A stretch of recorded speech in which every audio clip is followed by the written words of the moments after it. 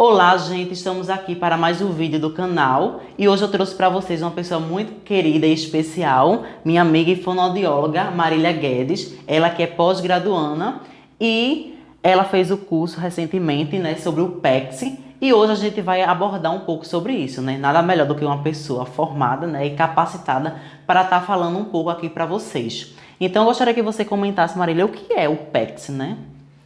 Então, gente, o PECS é um meio alternativo de comunicação que pode ser usado tanto para aumentar vocabulário, como realmente para ser um modo alternativo do indivíduo se comunicar. E também, Marília, é uma forma de você estar estimulando a linguagem daquela criança e também fazer com que aquela criança ela não fique dependente de outra pessoa e sim criar uma comunicação funcional e independente, né? A gente tem as questões que hoje está muito se fala, né? Que é o mito, que o PECS ele inibe a fala. Como é que você pode falar um pouco sobre isso aqui? De modo algum, o PECS não inibe fala. É uma queixa realmente que a família traz. Mas em todo momento, em toda a fase do PECS, a gente está estimulando a criança. A todo instante, a cada troca de figura, a criança é estimulada. Então, Marília, dentro do PECS, né, a gente tem as fases e eu gostaria que você falasse um pouco e a questão da importância da generalização. Ok.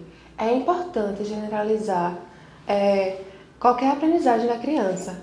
E no PECS da mesma forma. Em cada fase é importante a gente generalizar para a criança não ficar presa a trocar figura só para um objeto, só para uma pessoa, só para um lugar.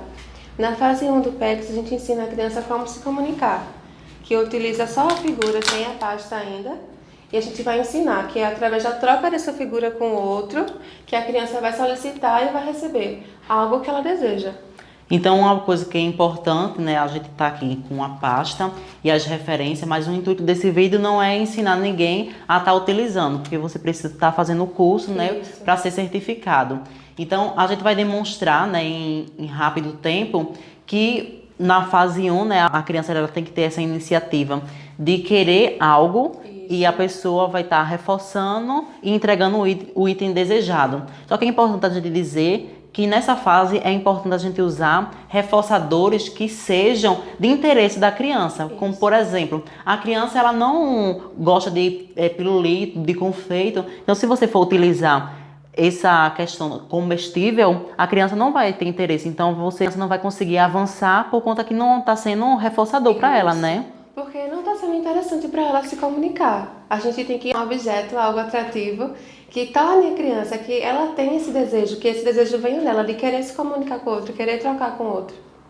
E também nas outras fases a gente vai ter também a questão da independência, né? Então, antes que era somente a criança pegar o item desejado e entregar para o parceiro de comunicação, essa parte vai começando a se distanciando, a criança vai começando também a questão da estruturação da frase, e você aí automaticamente vai estar estimulando a fala. Então, quando a gente diz que é um mito, porque a criança não vai apenas entregar a figura, a gente vai estar também nomeando A figura. e a criança vai estar adquirindo outras habilidades também, Vai né? estar aumentando também o vocabulário dessa criança. Que a gente pode estar assim comunicando aos pais, aos familiares, que essa criança ela pode ser candidata a utilizar o PECS. Sim, Eduardo. A comunicação, ela não é só a fala. A comunicação é feita através da troca de olhares, de expressão corporal, expressão facial. Em todo momento a gente está se comunicando com o outro. A todo instante a gente tem essa troca com o outro. E não é só através da fala. A gente tem que falar para a família que a criança precisa ter um modo, um meio de comunicação funcional.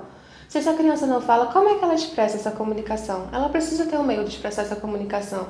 E a troca de figura é comprovado cientificamente que torna essa comunicação da criança funcional, da forma para essa comunicação. Ela consegue dizer o que ela quer, o que ela sente. E é o ideal, todo mundo precisa ter um meio de dizer para o outro o que ele sente, o que ele deseja, o que ele quer, para não se comportar de forma inadequada.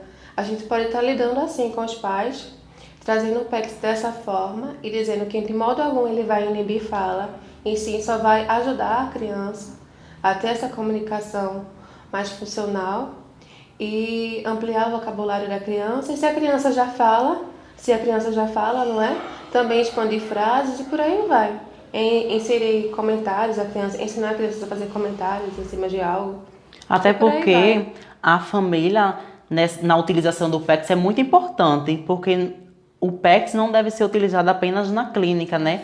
Mas sim em outros ambientes que a criança vai estar inserida para estar utilizando também. Então a família lá se faz um papel importante, porque se caso não há uma continuidade nesse PECS, a criança ela não vai estar se comunicando de forma funcional em outros ambientes, né? Isso. O ideal é a criança utilizar o PECS em todos os ambientes. Não só na clínica, mas na escola, em casa, na rua, numa festa, em todos os lugares, porque é a comunicação dela. Ninguém tira a fala de você. A fala é sua, a comunicação sua. O seu modo de se comunicar é através da fala.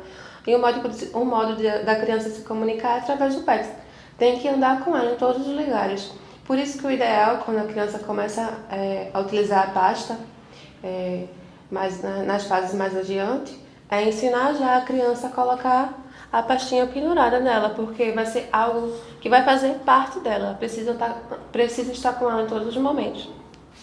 E também uma coisa importante é que muitas vezes na anamnese, ou quando você vai falar com a mãe ou um familiar mais próximo, eles relatam que a criança fala, que eles compreendem o que a criança está dizendo, mas muitas vezes no decorrer da terapia ou quando você vai estar ali com a criança, você percebe que a criança tem apenas algumas balbucio e a mãe que está no convívio com aquela criança entende. Então, Isso. muitas vezes, até mesmo uma criança recém-nascida, a mãe ela começa a interpretar o próprio choro. Então, a mãe ela sabe quando a criança é fome, quando é dor. Então, a mãe ela interpreta essas questões, ela tem um certo controle porque está dentro do convívio dela. Isso. Mas muitas vezes não é uma fala, não é uma comunicação funcional, né? Então, através do PECS, a gente pode estar proporcionando a esse indivíduo a comunicação independente e funcional. É verdade, isso acontece muito.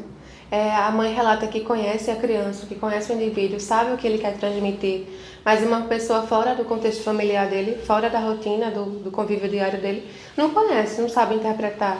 E através do PECS, como é um padrão, né, as figuras são padrões, todo mundo vai conseguir interpretar e saber o que a criança deseja, independente de conhecer ou não ela. Então, Marília, eu agradeço a você por esse momento tão rico e tão importante. Eu espero que vocês tenham gostado do vídeo e a gente vai, por aqui em diante, trazer mais profissionais para estar debatendo sobre outros temas bem relevantes e muito obrigada, tá certo? Eu que agradeço, viu? Foi no top.